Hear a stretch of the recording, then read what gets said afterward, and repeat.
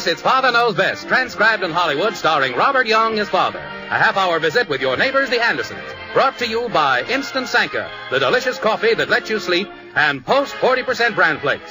Mother, next time you're choosing a cereal, remember, new Post Bran Flakes give your family all the important keep regular benefits of Bran in a cereal with a delicious new magic oven flavor. Insist on Post Bran Flakes, the cereal preferred and eaten by far more people than any other Bran Flakes. They're wonderful for breakfast, lunch, or in-between meals. So get Post Bran Flakes this weekend. They're good, and so good for you.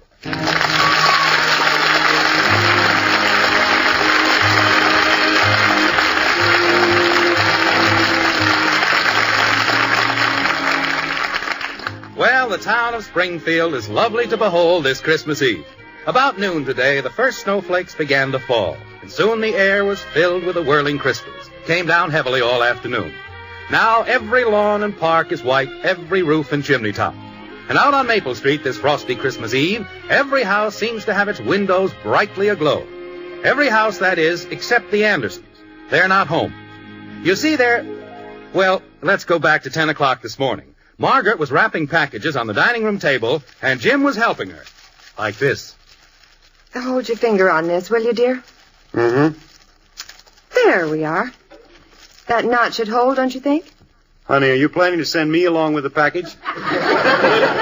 What's the matter? You tied my thumb in there. Oh, I'm sorry. There. There. Now, I wonder if there's anyone I've forgotten. Well, from the number of packages scattered around here, you couldn't have forgotten anyone. Not in Springfield, anyway. Oh, there are not so many there. It just looks like a lot. I can't figure it out. Hmm? We don't know that many people. All right, now look. This one goes to the Kirbys. Mm-hmm. You remember last year they gave us that lovely salad bowl and we only sent them a card? Mm-hmm. This one is for the Morrises. I feel we certainly owe them a gift. But, honey... Now, wait. You asked a question, and I'm answering you. Mm-hmm. This package goes to the Rodneys. Mm-hmm. I didn't send them a thing last year, and the year before that, they gave us that huge box of pears. I know, but... The big box is for the Carters, and then there's the Blakes and the Rogers and the Milbanks and the Duplains and the Newmans and the Lewises. They all gave us something last Christmas. You see, I keep a record of these things, dear. I have it all written down. Well, that's fine. I'm not objecting to the idea of remembering our friends at Christmas. Well, you wondered why all the packages. Well, it just seems that suddenly Christmas has lost something. It used to be so much simpler. The spirit of Christmas had a different meaning. Well, I know, dear, but when people have given to us... That's it, honey. It's become a matter of bookkeeping. Christmas used to be a quiet and beautifully religious holiday. A time for the children, a time for bringing happiness to others. What has it become? A mad scramble to buy a lot of things you can't afford to give to people who don't need them. Now, dear... Why can't we have Christmas the way it used to be? Quiet and simple with the real Christmas spirit. When you gathered your family and friends around the fire and the children hung up their stockings and the church bells on Christmas Eve and the carolers singing. That's the way Christmas should be. I know, dear, but... Mother! I'm in the dining room, Betty. I'm going to wash my hair now, Mother, so if Janie calls, will you take the message? What message? Well, it's very important. You see, Janie knows simply dozens of girls who work at Burton's department store, and they're going to call her the second Ralph comes in the store, and then Janie's going to call me. Princess, if you'll forgive my unseemly curiosity, what is the purpose of this elaborate spy system? Why, to find out what Ralph's going to give me for Christmas, naturally. Oh, naturally. But, dear, a Christmas present is supposed to be a surprise. Of course, Mother, but how can I be surprised if I don't know what kind of gold locket that's heart-shaped with my initials on it he's going to buy me? Wait a minute. How was that again? I'll be upstairs, Mother. If Janie calls, you needn't call me to the phone, unless the locket is a wristwatch. Well, now, if that doesn't... Now, don't let it upset you. She's just a normal teenage girl. But, honey, the whole idea of Christmas is to... Dad, Mom. Dear. We're in the dining room, Bud. Hey, tonight's Christmas Eve. Can you believe it? Christmas Eve. Yeah. And you'd better go down in the basement and bring up the decorations for the tree. We haven't got a tree yet. Besides, I haven't got time right now. Joe and I gotta get some stuff together. We're going out with Christmas carols. Christmas carols? You? Now, don't question him, Margaret. Thank heaven there's one person in this family who has the true Christmas spirit. Allow me to congratulate you, son. You have the right idea. There's nothing finer on Christmas Eve than to go around singing carols. Oh, we're not gonna sing 'em, Dad. Oh? What are you going to do with them? Oh, we got a deal with Gus down at the used car lot. He has a sound truck, you know, with the big horns on top and a record player inside. Oh, no. And now wait, this is a cool idea.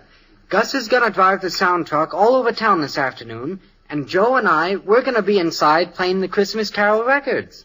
Bud. Well, I'm not really gonna play the records. Joe's gonna do that, and I'm gonna read the commercials.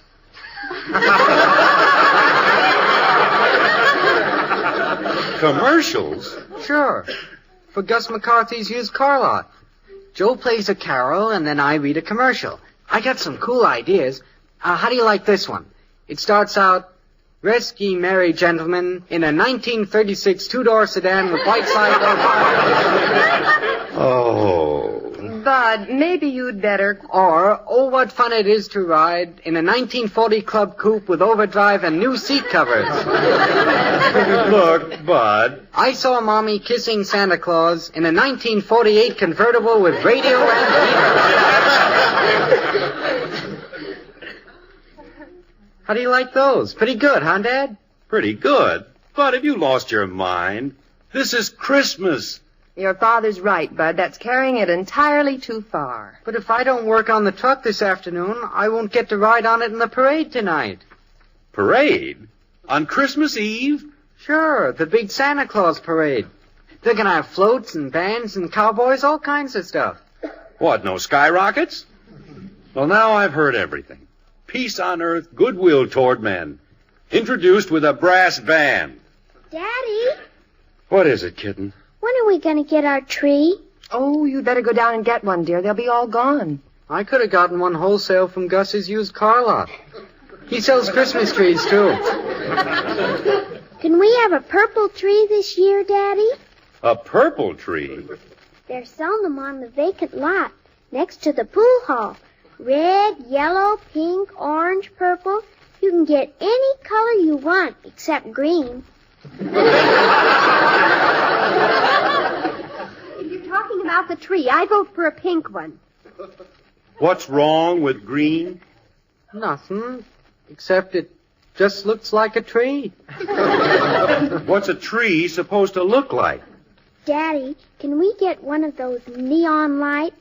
Oh, for Pete's sake. Neon lights, purple Christmas trees, brass bands. What has happened to you kids? Have you forgotten the meaning of Christmas? Have you forgotten everything you've learned in Sunday school? No, Father, it's just that things are different now than when you were a boy. This is 1953. Different nothing. You can change everything else, but not Christmas. Am I right, Margaret? You have the floor, dear. The whole trouble is that Christmas has been turned into another super colossal all-color production. Well, it's all wrong. And as far as this family is concerned, we're putting a stop to it. This year we're going to celebrate Christmas as it should be celebrated. Simply and naturally. Without all the hoop-de-doo and falderall. This is going to be a real Christmas. I don't understand what you mean, Father. Well, to begin with, we're not going to buy one of those painted trees. We're going to get in the car and drive up to Pine Mountain and cut our own tree. Oh, boy, can we, Daddy? You don't really mean that. Certainly I do. You kids gather up some warm clothes. Bud, get the saw out of the garage. But, Father, it's at least 50 miles up there. You can buy a tree for a couple of bucks, Dad. Now that's what I'm talking about. All you kids can think of is buy, buy, buy. This is a part of Christmas you've never even experienced. Going out into the woods and cutting your own Christmas tree. The weather forecast said snow today. Oh, we'll be up there and back in 3 or 4 hours. Not going to snow that much. Besides, I have chains. Now, get your coats. I'm getting mine. I'm ready. Oh, this sounds like a real peachy Christmas. It will be, Princess. You'll see. Dear, I have all those packages to deliver to the Rogers and the Newmans. We'll throw them in the car, honey. We'll deliver them on our way back. You're, sure this is a good idea? Am I sure? Margaret, believe me, this is going to be a Christmas none of us will ever forget.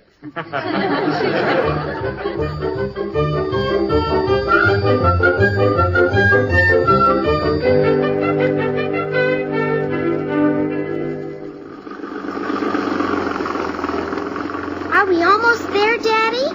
Oh, another mile or two, maybe. Father, it's starting to snow again. Oh, is that snow coming down? It isn't cornflakes. Well, it's just a little flurry. Nothing to worry about. Come on, cheer up, everybody. It's almost Christmas Eve. What is there to cheer up about? Joe's probably out on the sound truck playing Deck the Halls with Boughs of Holly and selling cars like crazy. Bud, we're not talking about that, remember? Okay. Now, if you kids think you have a hard life, look at that little grocery store back off the road there. Miles from everything. How would you like to live there? Well, I wouldn't, that's all. I just wouldn't. What if you had to? Well, I wouldn't. What if you had to? I said I wouldn't. Yeah, but what if you had to? Father, tell Bud to stop it. Bud, stop it. Are we almost there, Daddy? No, it won't be long, kitten. Look at that snow drifting down. Isn't that beautiful? We're going to have a white Christmas. It's lovely, dear, but do you think we should try to go any farther? Oh, it's just around the next bend. Why, we had to drive clear up here into the wilderness to get a Christmas tree. You'll understand, Princess, when we're back home this evening. When the fragrance of the tree fills the whole house.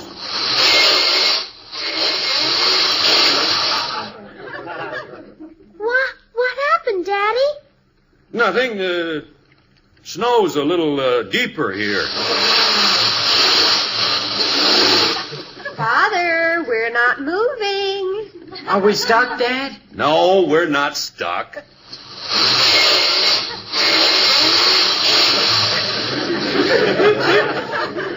Why aren't we moving? Dear, we can't go any farther. It's snowing so hard now you can't see ahead. Can you turn around? Well, I won't try to turn around. The only thing we can do is back up. We're not moving. What's the matter, Dad? I'm afraid we're stuck. Oh, no. Oh, Jim, we can't be. Now there's nothing to get excited about. We'll get out of here somehow. Take the wheel, Margaret. Bud and I'll get out and push. Come on, Bud. I can't even see. What do you want me to do, Jim? Put it in reverse. I can't hear you. The snow's getting deep, Dad. It's no use. We can't move it. Shut off the motor, Margaret. Well, what do we do now, dear? Well, we'll have to leave the car and walk back. Walk back? Yeah. Well, come on, everybody out. Take the keys, Margaret. All right. Button up your coat, Kathy. Betty, bring those 2 blankets. We can't walk all the way back in this snow. I know that. We're going back to that little grocery store we passed. It's only about a quarter of a mile. Close the car doors. Okay, Kathy. Now, all stay together. We better hurry. It's getting dark. Daddy, Yeah? it's almost Christmas Eve. Yes. Almost. I got snow in my shoes, snow down my neck. Can you see where you're going, Jim? Yeah, I can see. Marooned on top of a mountain in a blizzard. All right, stop complaining. It could be worse. Yeah, we could have come up here in our bathing suit. I don't know why we had to come up here. Yeah, what was the idea? Well, I'll tell you, my freezing friends. This is that warm and beautiful event known as a simple, old-fashioned Christmas.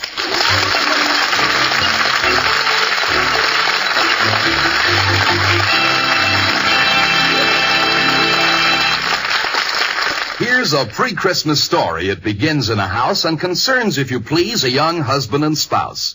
They're hanging up holly wreaths, trimming the tree, wrapping dozens of presents to fill all with glee.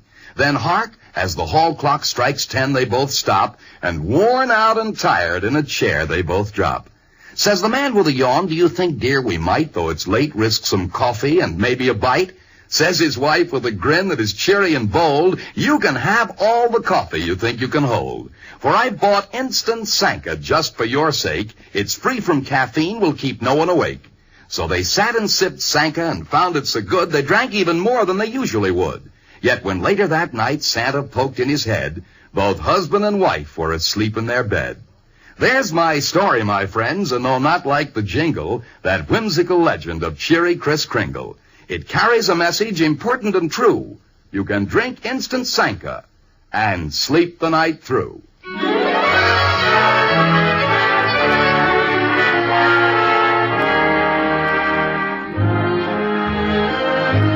Well, as I said earlier, the white frame house on Maple Street is dark this Christmas Eve. About noon today, Jim Anderson revolted against his family's attitude toward the Yuletide and decided that this year they should discover the joys of a simple, old-fashioned Christmas. Nice thought? Yes. How's it working out? Terrible. They drive up to Pine Mountain to cut their own tree and ended up in a snowbank. Now, with the car abandoned, Jim and the family groped their way through the blizzard toward an isolated roadside store. Like this. I think my nose is frozen. How much farther is it, Daddy? Well, it must be right ahead of us. If it weren't snowing so hard, we could probably see it. There it is, Dad. See the light? Yeah. There's the store, Mommy. Oh, well, thank heaven. That looks real pretty for Christmas Eve, doesn't it? Holly wreath in the window. All I'm interested in right now is getting back to Springfield. I'm supposed to be at least 3 parties tonight. If we get back in time, I can still ride in the parade with Joe on the sound truck. All those gifts are still in the car, Jim. We'll have to get them out somehow. They have to be delivered tonight. Oh, all right, one thing at a time. Let's get in here and thaw out first.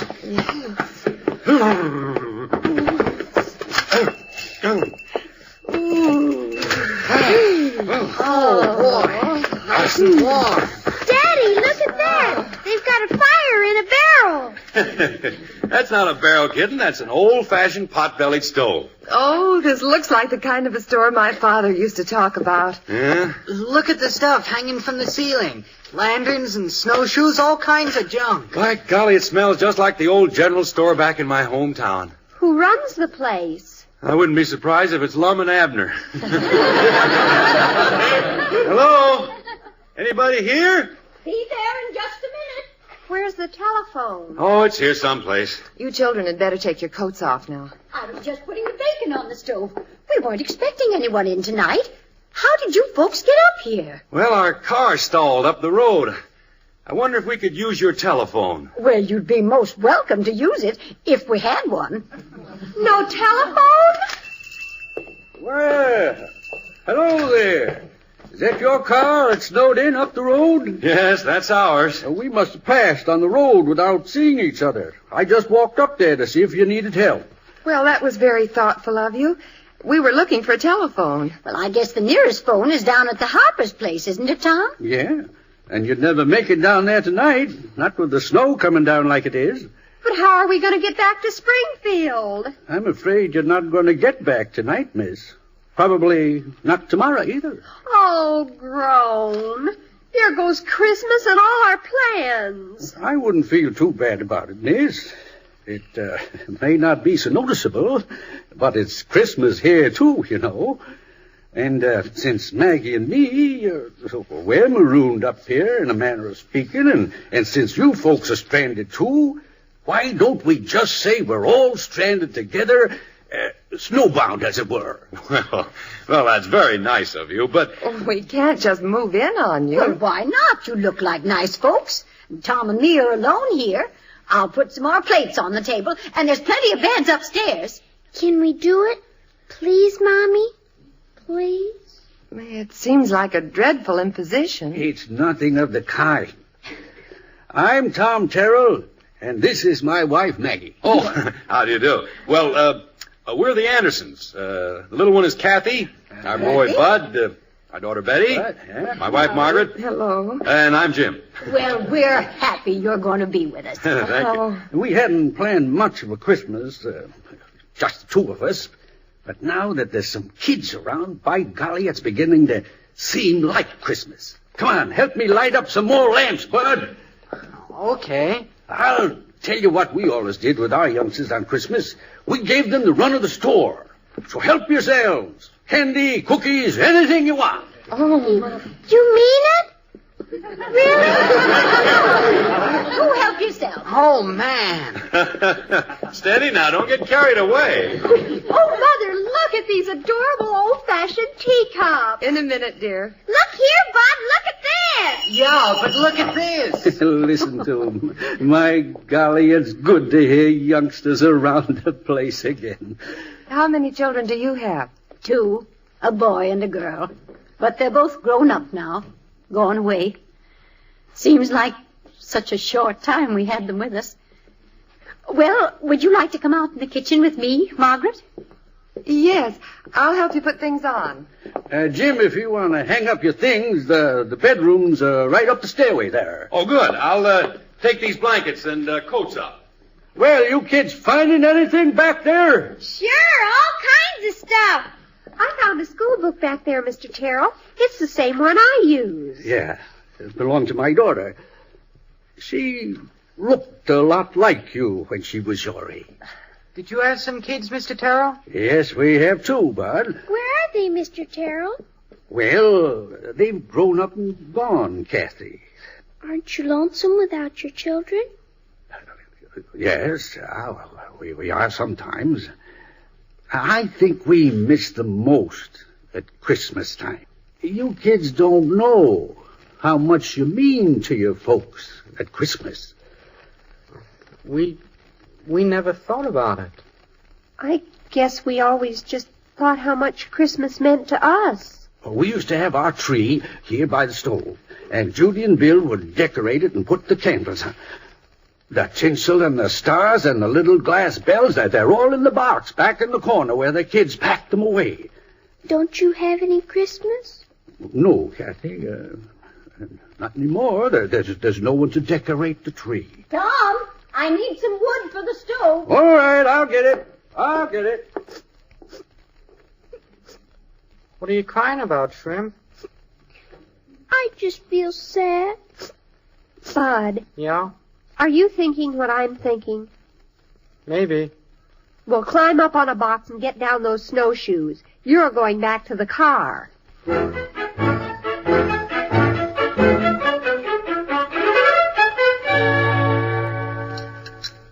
Well, what's wrong with the children, Margaret? They didn't eat. I don't know. They're plotting something. They run me out of the store, told me to stay back here and lock the door. Maybe you'd better go out front and see what they're doing, Jim. Oh, they're all right, honey. Leave them alone. Well, whatever they're doing, they've been at it for over an hour. All right, everybody, come in now. Turn off all the lamps. Well, for pity's sakes, what are they... Well, let's go in. What in the world? Well, will you look at that? It's Christmas Eve, remember? Oh, a tree. Decorated. And with candles. From the Andersons. Merry Christmas to Mr. and Mrs. Terrell. If that don't beat all. It's beautiful, kids. How did you do it? Well, Mr. Terrell said they had the decorations, so Bud went up to the car and got the saw and some things. Then he went out and cut the tree. I helped put on the decorations. Look what's under the tree. Where'd those packages come from? Santa Claus. You can't open them till Christmas morning.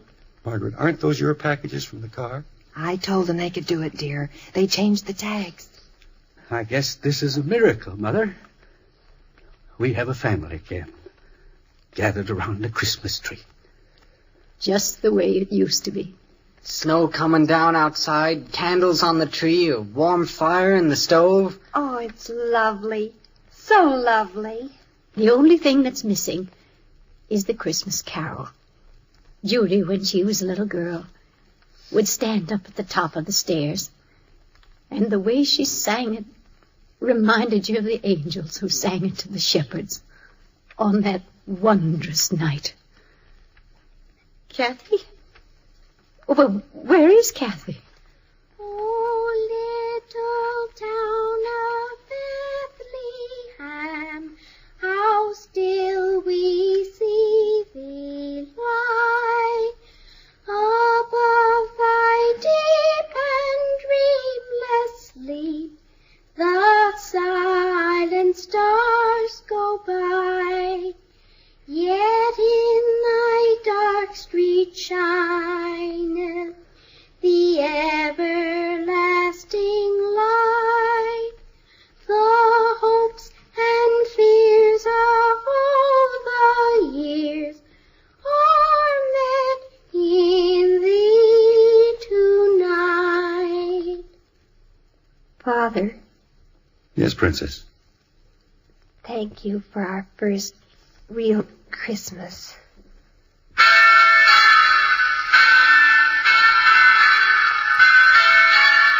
This is Robert Young. From all of us in the Anderson family to all of you, a most sincere wish that the Christmas spirit in its fullest meaning be yours for now and always.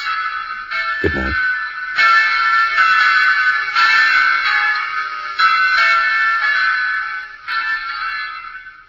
You know, there's no other evening in all the year like this night before Christmas. Now, after weeks of busy shopping, folks are warmly settled in comfortable living rooms, looking forward to the excitement of tomorrow morning. Well, we hope you find just what you wanted under that tree. And at this time, may we, the Post Cereals Company, take the opportunity of thanking all of you for making our products such favorites all over the country. Yes, Post cereals have long been famous for superior quality and fine flavor. Rest assured we'll keep them that way for you, always. One of Post's outstanding favorites is Post 40% Bran Flakes. And it's now more delicious than ever because it has a new magic oven flavor and wonderful crisper texture. Remember, if you haven't tried them yet, start enjoying Post Bran Flakes soon. And a very Merry Christmas from the whole Post Cereals family.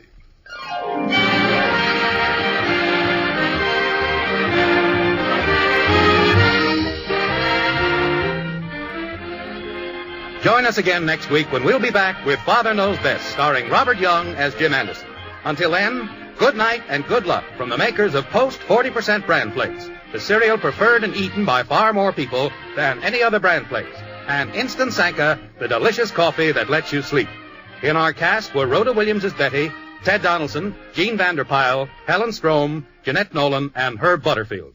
Calcium helps grown-ups to a more vigorous life. And now there's calcium in hot wheat meal. Calcium helps your body run smoothly. And now there's calcium in hot wheat meal. Calcium helps you to enjoy a more active life. And now there's calcium in hot wheat meal. Yes, a 1-ounce serving contains 1/3 of your daily calcium needs. And Post Wheat Meal is a whole wheat cereal, creamy, smooth, delicious, cooks instantly. Get new Post Wheat Meal with more calcium than any other cereal, hot or cold.